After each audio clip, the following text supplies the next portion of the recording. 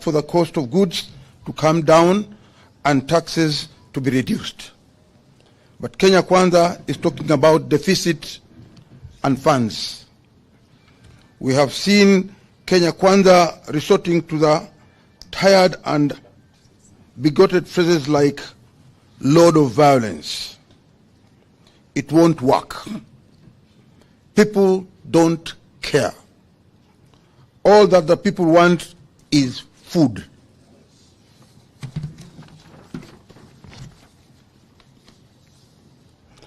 And decent standard of living. If Kenya Kwanza has a price of peace, has a prince of peace who can't provide food, no amount of character assassination of his challenger will sway Kenyans. People want food. We have seen Kenya Kwanza purport to be sharing with Kenyans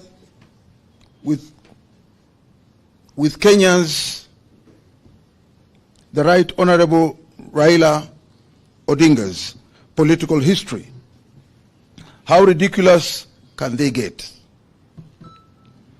We now challenge the same members of parliament to share with us the political history of William Ruto and Rigathi Gachagua from 1990 to date.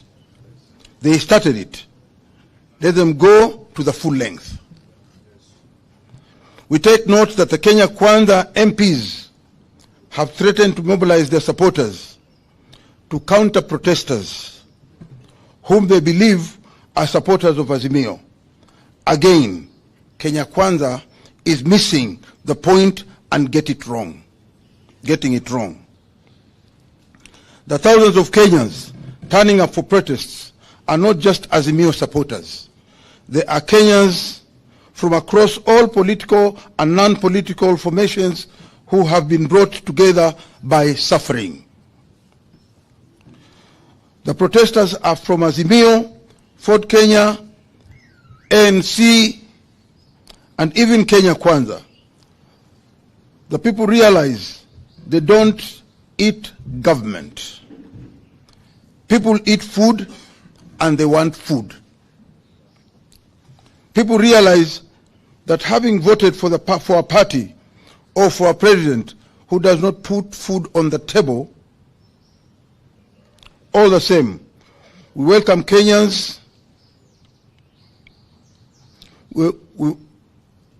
I will repeat that. People eat food and they want food. People realize that having voted for a party or a president does not put food on the table.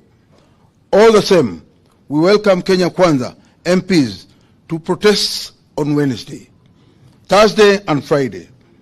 If they come with violence and murder, Kenya Kwanza supporters will be among the victims.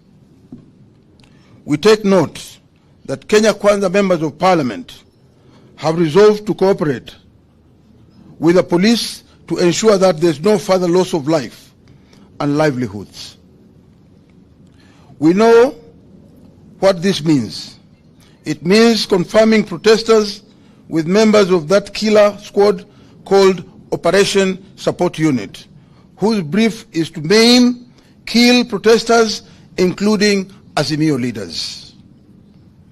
In this regard, we take great exceptions to the continued